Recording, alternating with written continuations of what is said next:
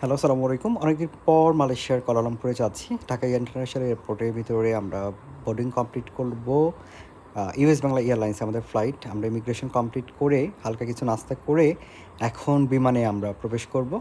US বাংলার কিন্তু সবচাইতে বড় বিমানটা দিয়েছে ঢাকা কুয়ালালামপুর রোডে। তো আমরা অ্যাজ ইউজুয়াল যে বিমানগুলোতে যাই আজকে এক্সপেরিয়েন্সটা একেবারে নতুন। সকালের মেনুটা কিন্তু আগের মতোই রয়েছে।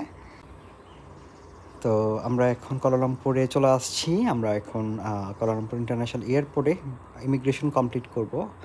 অনেক যাত্রী আসছে আসলে এয়ারপোর্টে অনেক হয়রানি হচ্ছে শুনছি।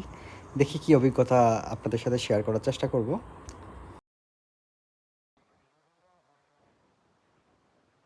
ইমিগ্রেশন কমপ্লিট করলাম। এরকম ভিড় কখনো দেখা হয় নাই। আমরা লাগেজের খুঁজে আসছি। অনেক আগেই আসলে লাগেজ চলে আসছে। আমাদের লাগেজগুলো এভাবে রেখে দেওয়া হয়েছে। অবশেষে অনেক খোঁজাখুঁজি করে লাগেজ পেলাম আর কি। অনেকেই লাগেজ এখনও কালেক্ট করে নাই, কারণ ইমিগ্রেশনে তাদের স্পেশাল কাউন্টারে নিয়ে গিয়ে জিজ্ঞাসাবাদ করা হচ্ছে। এই জন্যই তারা হয়তো আরও দেরিতে লাগেজ কালেক্ট করতে আসবে। আমরা এত ভিড় মালয়েশিয়ার এয়ারপোর্টে কখনোই ফেস করি নাই।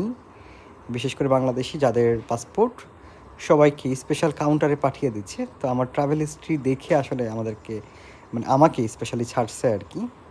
খুব বেশি হয়রানি করে নাই, বাট অনেককে অনেক বেশি হয়রানি করতেছে। তো যারা আসবেন হোটেল বুকিং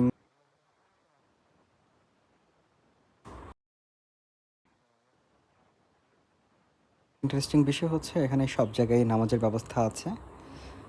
তো প্রচণ্ড ক্ষুধা লাগছে। আমরা এখন লাঞ্চ করব। আসলে লাঞ্চ বলে ভুল হবে, এখন 5টা বাজে।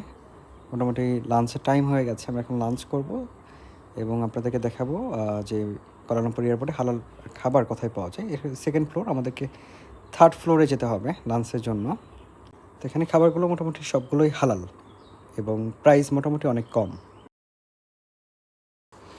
আমরা ফুড কোর্টে চলে আসছি। এখানে কিন্তু ভ্যারাইটিস খাবার রয়েছে। মালাই,